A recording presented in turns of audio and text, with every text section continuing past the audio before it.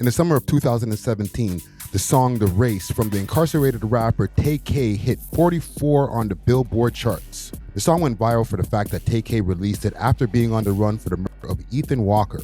Throughout the culture, the move was looked at as outrageous. However, this wasn't the first time, and it wouldn't be the last. Today, we're going to examine 4 Toronto rappers who put out music while being on the run from the law.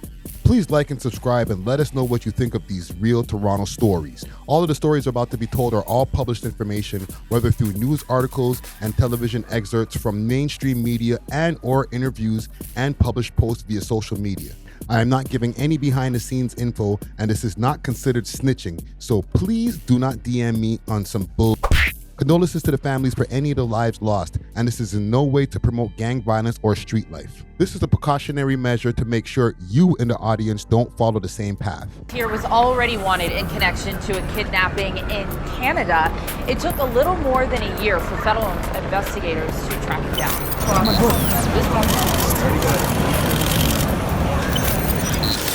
Hey, I've never done this before. Oh, see that feeling? See that feeling? And I remember when they first proposed it, it was about 70 something like that, and they wanted to put that out there, and you should have seen the judge's eyes, like, what, why? 70 something songs? Why do you need this much? Friends, that's that they don't mention. I don't think you should brag about touching innocent people, bro. In charge of Juan Robertson. We don't need any help in that regard. What we need is to know where Mr. Robertson is. He has been evading police and his arrest for the last 2 years. We're asking anybody who is out there listening to this message right now, who knows where he is, to call Crime Stoppers, and they can leave an anonymous tip. VO. Now, the Heartless G story has been told a multitude of times, including by yours truly. However, as an OG of the Toronto rappers on the run, I wanted to go through parts of his story so that we can see some of the early trends that will get set for all of these artists later on in this video. Back in 2013, Heartless G was convicted to a life sentence for a first-degree unaliving of an at the time 17-year-old Mitchell Solis, aka Frost. The incident went down on May 3rd, 2010, when Frost, a Crip, was walking through a blood neighborhood of Vaughan and Oakwood where Heartless G and his crew repped and hung out. At the time, Heartless was a young 23-year-old musician and a gangbanger living the wild life, and after the shooting, he went on a 3-month run. Involved in this case. A Canada-wide first-degree murder arrest warrant has been issued for Shale Mills, 19 years of age, of no fixed address, of Toronto. He is described as male, black, light complexion, 6 feet tall, approximately 180 pounds, brown eyes. He has a very distinct tattoo on the right side of his neck. He is also known by the nickname Jinja. At the time, he was able to record a plethora of music and shoot music videos to match. He released at least 3 mixtapes worth of material, and though on the run for such a serious crime, he remained focused on his craft and even improved. However, those very songs came back to haunt him once he was apprehended in August of 2010, and the subsequent trial where the Crown prosecutor tried to bring dozens of those songs against him, setting a record of over 77 songs and videos being presented, as well as being a legal precedence in Canada for lyrics being used in court. They proposed, it was about 70 something like that, and they wanted to put that out there, and you should have seen the judge's eyes, like, what, why? 70 something songs? Why do you need this much? 70, it was YouTube videos. Some of them were like audio, but obviously it has like, they're considering them videos because it's on YouTube, but it's just like a still image and a track. That's crazy. That's so they just wanted to act, all of that for like what? And the judges, it wasn't until trial, and I think prelim they dumbed it down. Trial again, and the judge was like, yo, narrow that down some more, you know what I'm saying? And they were just trying to slow the man with that. At the time, Heartless made multiple news publications for his Canada-wide warrant and was arrested 2 hours away from Toronto in the smaller town of London, Ontario. He is currently serving a life sentence and still making music to this day. However, our next Toronto rapper had a way longer run from the law and a huge reward to match. Big salute to the sponsors Diamond Club with delivery all over the GTA and now all across Canada. They got the best selection of flour, edibles, and pens and all types of goodies that you need. You can find them on their Instagram page, DiamondClub_Canada, or you can find them on the 7 Days of Weed app as well as the Leafy Things app. Let them know that you heard about them through the We Love Hip Hop Network and they may give you a discount. Big salute to Diamond Club. Cheer! Bang, bang, nigga. Brrr. Don't get close. Don't get close. Yeah. Top Gunna is a young Toronto rapper repping the east end of Toronto from Scarborough to the Durham region right outside of Toronto. His musical run was short but deadly, no pun intended. With songs like Got the Drop or Glizzy Bop, he became one of my favorite rappers. On June of 2018, the We Love Hip Hop podcast was a little over a year old and becoming a staple in the scene for Toronto rappers' interviews. With that being said, we had to get Top Gunna on the show for an interview. On June 13, 2018, we conducted Top Gunna's first and only interview where we went over his musical aspirations, upbringings, and affiliations. Many of those, you see what I'm saying? When I was born and raised in Midland, Eglinton, Gilder, moved out to Ajax. You see what I'm saying? Like grade 3, grade 4, out to Ajax. By grade 10, I was out of Ajax, all around, just moved around. The interview went great, and I gained even more respect for TG's music and his drive to make it. Unfortunately, one day later, things changed for the worse. After the interview, we posted a pic of TG and ourselves to promote the interview, and the haters popped out to show out in the comments. The hate continued on IG Live, dissing TG, saying he was acting like he's on American Idol, mocking TG's recent podcast appearance. Hours later, Top Gunna and two individuals pulled up to a Scarborough playground where a man by the name of Clinton McDonald was hanging out amongst a group of over a dozen children. The three men found Clinton relatively alone and began to open fire. Clinton escaped running, making his way through the crowded playground. When the shooting stopped, Clinton McDonald escaped unharmed. However, two sisters, 5 and 9, were hit, one just above the ankle and the other in her abdomen.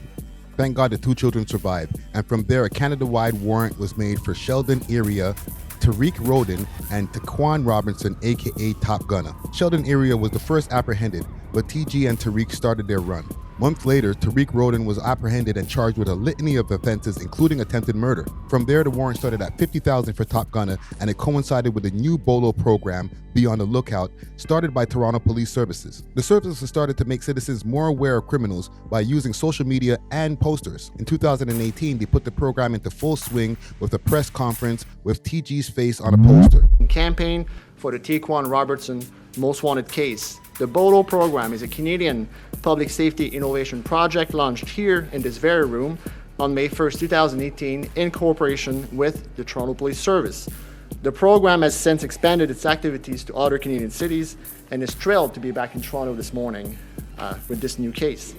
The BOLO program's mission is to encourage citizens to be on the lookout for Canada's most wanted so they can help keep our communities safe by submitting tips to assist the police to arrest the suspect. Along with posts on Facebook, Instagram, and Twitter, Toronto Police even use promotional vans usually used by record companies to make electronic ad banners with the wanted photos of TG. In June of 2019, Toronto Police turned up the heat. They raised the reward from $50,000 to $75,000, saying that this life-changing amount would encourage citizens to come forward with information. To turn the flame up just a bit more, they added a deadline of December 25th, 2019 for the reward to be available. However, it took until July of 2020 for the police to catch up to Top Gunna, who was just north of Toronto in the town of Stouffville. The Enforcement Task Force, or ETF, raided a home where they found TG and a few other individuals, including one other gentleman who was on the run since 2017 for a murder that happened in April of that year. There were firearms and a variation of drugs also seized from the scene to add to the charges Top Gunna was already facing. By October of 2020, the trial began and ended pretty quickly, and at the end of the trial, the judge handed down a 13-year sentence that Top Gunna is currently serving. Now, even though that was a crazy story and Top Gunna had a long run from the law, Young Lava's run was slightly longer. However, if you want the full breakdown of the Young Lava story, check out my video of Toronto rappers in jail or our exclusive interview that we have on Young Lava before his infamous run. Now, one thing all these rappers have in common is that social media or their music worked against them in some kind of way. However, what if social media posts caused others to do crime? Connections, the town, SP, region, all these niggas. That would bring us to our next runner-up, Rolexx Homi. Rolexx Homi had the Toronto police on high alert looking for his whereabouts from a post that he made on IG telling his fans to unalive anyone in Regent Park, the rival hood where his ops lived. Now, to understand why a message on social media could be so powerful and problematic at the same time, we have to go back into Rolexx Homi's backstory. Rolexx Homi, born Roland Atkins, is an extremely talented rapper repping the Alexander Park projects, as well as the Malvern area in the east where his parents moved. The opposing block for Alexander Park is a quick 10-minute drive or 20-minute walk to Regent Park, and Alexander Park is made infamous by artists like K-Money and Casper TNG. As documented in many YouTube videos, Alexander Park has affiliations with gangs like the Project Originals, the P.O., Chin Pack, and gangs out of Jungle, aka Lawrence Heights, on the northwest side of Toronto. Their rival gangs include Regent Park gangs like the Halal Gang and the Sick Thugs. Formerly known as Tommy Guns, Rolexx always had bars, as you can see in this early 2000s Toronto Rap Sheet DVD. Murk anybody close to you. It don't have to be the morning, nigga, but I'll show you what the toasters do. Shots out the heat with straight roast your crew. Call me Shaq, I post and shoot, nigga. I get brains in the back of the hoop. When it comes to shooting, homeboy, I bark like a tooth. He also came from a line of brothers that all rap. His older brother Wiz taught him how to rap, and he taught his younger brother Johnny Vivi, who also became pretty popular in the Toronto rap scene. Now, Rolexx's life was wild on his way up. In his teenage years, he went through the regular street steps, breaking and entering, drug dealing, etc. But things got serious quickly when he caught his first big charge in 2005. In September of 2005, Rolexx and two other men, Koleth Chung and Michael Nguyen of the Chin Pack, busted into a home in Windsor, Ontario, where a man lived that was rumored to have a significant amount of money in the residence. The man was tortured for an extended period of time, begging for his life. Unfortunately for the assailants, the man's girlfriend was hiding in the dark in the bedroom and contacted the authorities. While trying to contact the authorities, she made a noise from the fumbling in the dark that alerted the invaders to her location. The couple was held hostage and the police arrived, causing a 3-hour standoff. Eventually, the invaders were apprehended, but before that, the woman was injured after being stabbed in the shoulder. Rolexx would serve 2.5 years for that crime and was back on road by 2008. He was able to spend a whopping 2 years on road before New Year's Eve of 2010, where he would be arrested for firearms possession. He would end up going away for 6 years due to a Canadian mandatory 3.5-year gun conviction, as well as being a repeat offender. During Rolexx's time away, a lot happened on the streets. The war between Regent Park and Alexander Park continued, taking the life of his former co-defendants Koleth Chung and Michael Nguyen. The rise of artists on both sides, like Casper TNG from Alexander Park's Menace Gang for Life, or MG4L, Smoke Dog from Regent Park's Halal Gang, and Vanali Stacks from Alexander Park as well. Things were happening musically on both sides, as well as the street violence, including a chain snatching. In early 2017, the late great rapper Smoke Dog was in downtown Toronto, leaving a restaurant with 2 women. He was wearing a 416 chain pendant in the shape of a police badge that was recently stolen from another prominent street figure. 2 men approached Smoke Dog and the women, and an altercation ensued. Smoke Dog was unarmed, and the 2 assailants got the better of him, taking his chain and pendant. The chain then appeared in various Toronto rap videos featuring Vanali Stacks and East End rapper Honcho Hoodlum, as well as various posts on IG. The news of the chain snatching and the Greasy Neck tour even got on the radar of DJ Academics.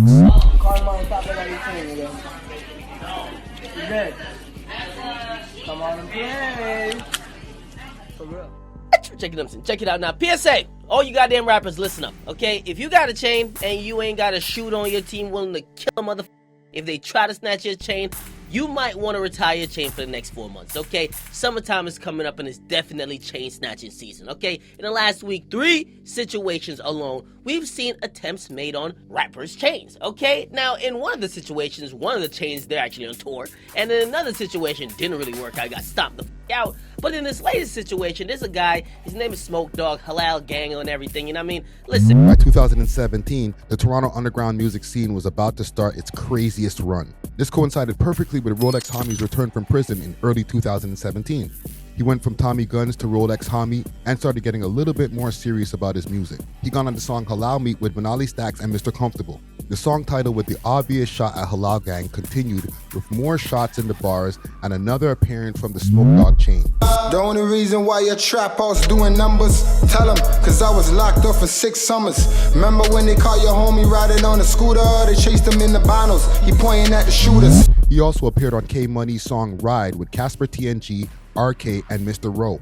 As soon as he touched road though, he breached his parole, and due to his charges and failing to turn himself in, a Canada-wide warrant was issued for his arrest.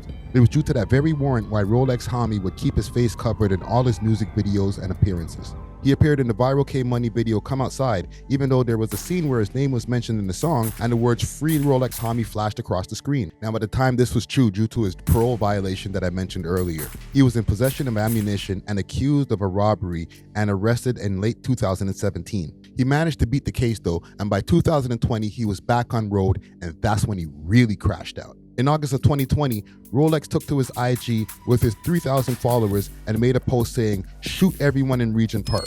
This got the police extremely concerned and publicized another warrant for Rolexx's arrest for death threats, which I think is the first time I've ever seen something like that. Rolexx wasn't done though, and a month later, he dropped a track that shook the streets of Toronto. Shit that they don't mention. Hit 'em up, don't be chillin' on them benches. We ride out trying to shoot all the Avengers.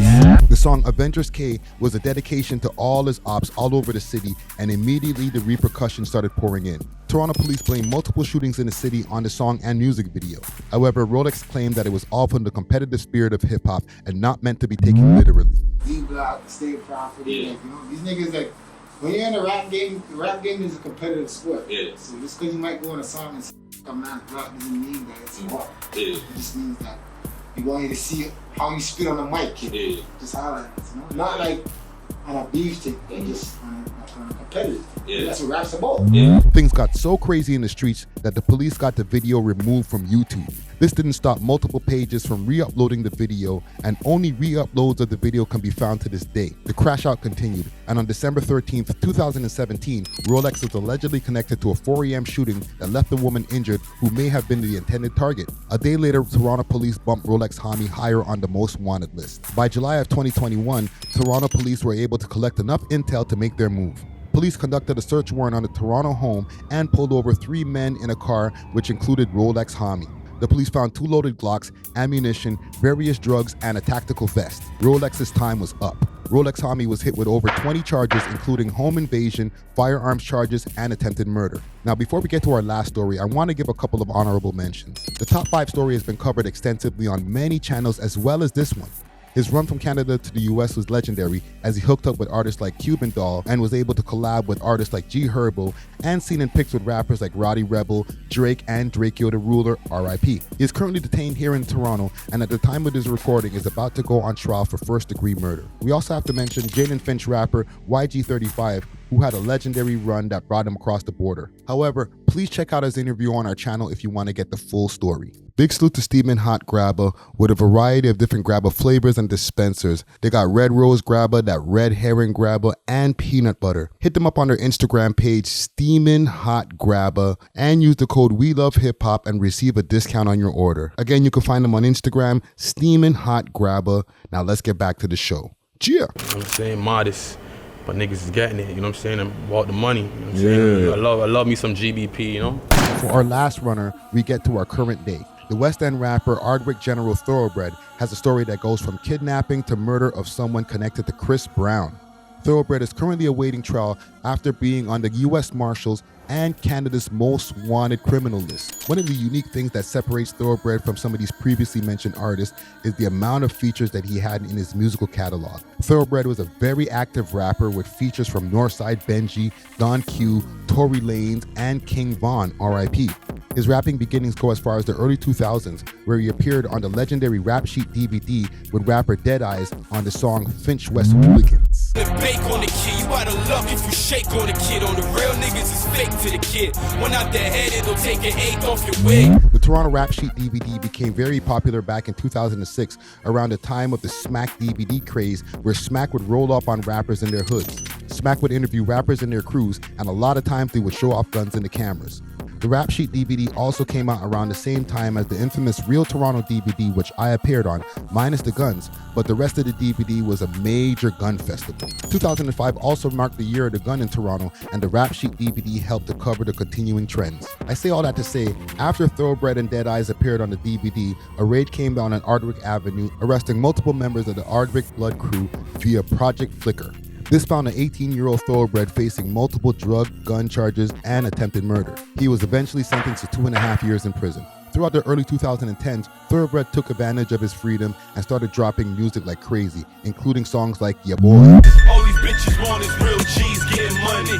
All these bitches see is real G's getting money. Cause if I was broke. During that time, Thorobread was going hard with the music as things would change with his newfound freedom and the birth of his daughter. By the end of 2011, Thorobread would face more gun charges, sending him away for 5.5 years this time. By 2017, he touched road and got right back to the music, making some of the sickest bangers Toronto ever heard, including songs like The Road with Southside Jane and Finch rapper Blockboy Twitch, and Death Row with Northside Benji. He took advantage by traveling to the UK and continuing his musical aspirations. What's stopping Toronto from being the next stop? I feel everybody in Toronto, a lot of people in Toronto need to put their feelings to the side and focus on the business, man. Keep your ethics high. Real shit, stop trying to get the clout off of next nigga. Like, he even filmed a music video that was uploaded to the legendary UK YouTube channel Link Up TV. He dropped the Trust is a Luxury EP with features from Free Ye, Don Q, and Tory Lanez, as well as his most viewed music video, One of One, featuring Northside Benji. In 2020, he dropped a full-length album In Bread We Trust, which was stacked with major Toronto features, as well as New York rapper Trav, Lavish, and the late Chicago drill rapper King Von. 2022 started with more music, with another album, Angels Who Rebelled. So for the most part of Bread's story, he was extremely busy with music and didn't even post much on his socials. In January of 2022, there was an abduction of a 37-year-old woman named Elnaz Hajdamari from her family's home in Wasaga Beach, Ontario. It was alleged that 3 men dressed in police gear were seen via surveillance, and by March of 2023, the news decided to publicize the suspects. They showed 3 South Asian men and 1 black man, Deshaun Thorobread Davis. A $100,000 reward was set for the whereabouts of the young lady. A Canada-wide warrant with a $10,000 reward was set for the whereabouts of Thorobread and the 3 other men that set the Toronto music scene in a frenzy. Another warrant popped up, but this time in the US. The U.S. Marshals added Thorobread to the top 15 most wanted in America list with a $25,000 reward. A shooting went down in May of 2023 that left 2 women wounded and 1 man dead that police believed to be a targeted hit. The deceased man was an artist, producer, music coordinator, and A&R by the name of Lowell Grissom. Low worked with huge artists like Lil Wayne, Drake, Ray J, and was currently working closely with singer Chris Brown. People were attending a night at the Gala Miami nightclub in the Miami Beach area. Around 4 a.m., police received a call that shots rang off in the club. When the ambulance arrived, the 3 injured were taken to the hospital. The 2 bystanders survived, but Lowe did not make it. An outpouring of condolences started flooding in via social media, including Chris Brown, producer Hitmaker, and Drake. Thorobread had 2 warrants stacking up to $35,000 at this point, if you add on the $10,000 that Canada was offering for the arrest from the kidnapping. On August 6th of this year, 2024, Thorobread Run was finally ended as U.S. Marshals apprehended him in Redway, California. He is currently awaiting trial for the murder of Lowell Grissom, as well as the kidnapping of Elnaz Hajdamari, that could be possibly upgraded to murder since she has never been found to this day. So there we have it. 4 crazy stories, 4 extremely talented artists. What would have happened if these gifted individuals were able to escape the street life and obtain success like Drake or The Weeknd? I guess with the amount of time that each man has received or currently facing, we'll never know. Once again, I want to send a condolences to the families of the ones who lost loved ones in this documentary. I just want to make sure that the people watching this now and in the future don't make the same mistakes. Thanks for watching. Peace.